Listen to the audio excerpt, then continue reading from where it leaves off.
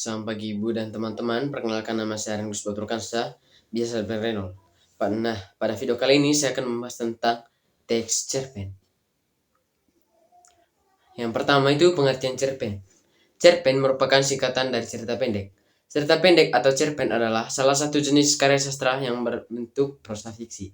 Maksudnya, isi cerpen bukanlah kejadian nyata, melainkan hanya karangan atau imajinasi penulisnya. Terus yang berikut ciri-ciri cerpen. Yang pertama, ceritanya fiktif. Cerpen merupakan cerita fiktif atau tidak nyata yang dibuat berdasarkan imajinasi penulisnya. Terus yang kedua, jumlah katanya sedikit. Cerpen umumnya hanya terdiri dari beberapa ribu kata atau beberapa halaman. Jumlah kata cerpen biasanya tidak lebih jauh dari 10.000 kata. Terus yang ketiga, keterbatasan tokoh atau karakter. Karena panjangnya yang terbatas, cerpen tidak memiliki banyak tokoh atau karakter. Biasanya cerpen hanya terdiri dari karakter utama dan satu atau dua karakter pendukung saja.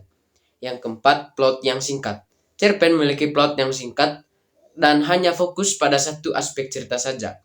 Hal inilah yang membuat cerpen begitu disukai, karena alur ceritanya yang ringkas, jelas, dan tidak berbelit-belit. Terus yang kelima, gaya bahasa yang padat. Cerpen ditulis menggunakan gaya bahasa yang padat dan menggunakan kalimat efektif. Ini dilakukan untuk meminimalisir penggunaan jumlah kata agar tidak terlalu bertele-tele. Terus yang keenam, punya kesan mendalam. Meskipun singkat, cerpen seringkali meninggalkan kesan yang mendalam kepada pembaca. Alasannya, karena cerpen punya gaya penulisan yang kuat, karakter yang menarik, dan tidak terlalu banyak konflik. Terus yang berikut, fungsi cerpen. Fungsi yang pertama adalah fungsi rekreatif.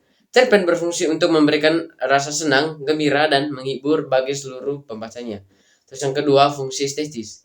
Yang dimana maksudnya itu, cerpen memiliki fungsi untuk memberikan keindahan bagi pembaca karya sastra. Terus yang ketiga, fungsi moralitas. Yang dimana artinya itu, cerpen dapat memberikan nilai-nilai moral kepada pembaca sehingga mendapatkan pengetahuan tentang hal-hal yang baik dan hal-hal yang buruk.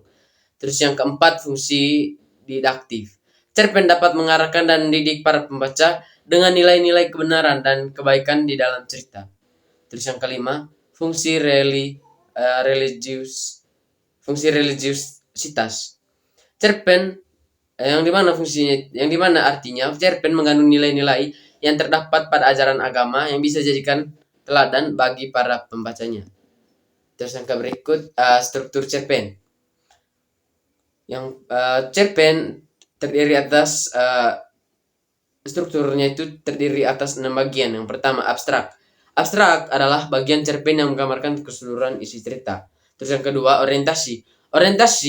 Cerpen berisi penentuan peristiwa yang menciptakan gambaran visual dari latar, atmosfer, dan waktu dari cerita.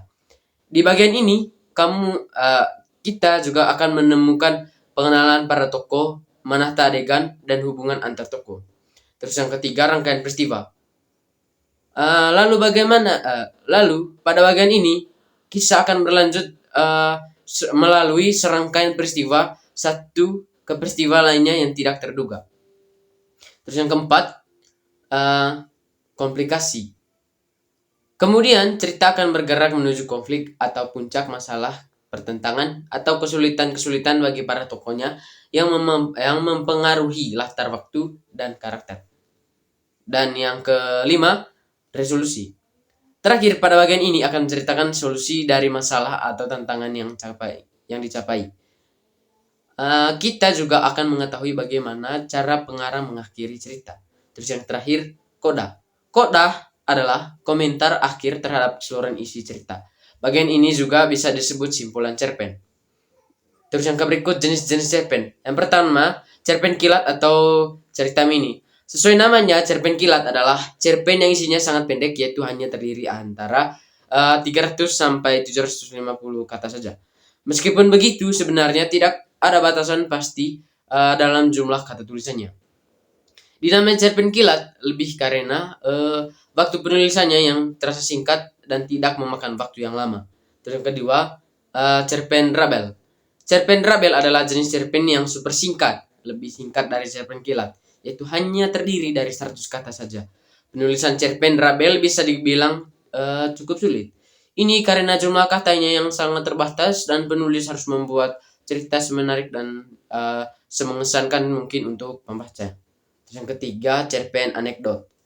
Cerpen anekdot adalah cerpen yang isinya berupa cerita komedi, lucu, dan menggelikan. Tidak ada batasan kata untuk jenis cerpen ini, namun umumnya cerita anekdot hanya terdiri dari 1 sampai 3 paragraf saja.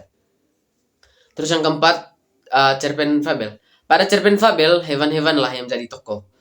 Hewan-hewan yang dijadikan tokoh dalam cerpen fabel bisa berupa hewan umum yang kita ketahui maupun hewan mitologi seperti Pegasus atau Cintanur. Terus yang kelima, cerpen panjang. Cerpen panjang adalah cerpen yang terdiri dari 5.000 sampai 10.000 kata. Jenis cerpen ini biasanya akan menyampaikan plot cerita yang jauh lebih panjang dengan alur yang santai. Terus poin yang terakhir, kaidah kebahasan cerpen. Cerpen memiliki kaidah kebahasan sebagai berikut. Yang pertama, mengandung kalimat bermakna lampau seperti pada suatu senja, beberapa tahun lalu, beberapa tahun silam, dan sebagainya. Terus yang kedua, menyatakan urutan waktu dengan konstruksi kronologis seperti sejak saat itu, setelah itu, mula-mula, kemudian, sebelum, lalu, dan sebagainya.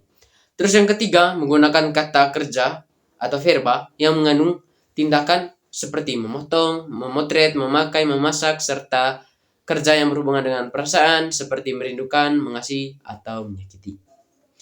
Terus yang keempat, menggunakan kalimat tak langsung seperti menanyakan, mengungkapkan, mengatakan bahwa, serta kalimat langsung berupa percakapan antar tokoh dengan tanda kutip. Oke, sekian saja dari saya. Sekian dan terima kasih.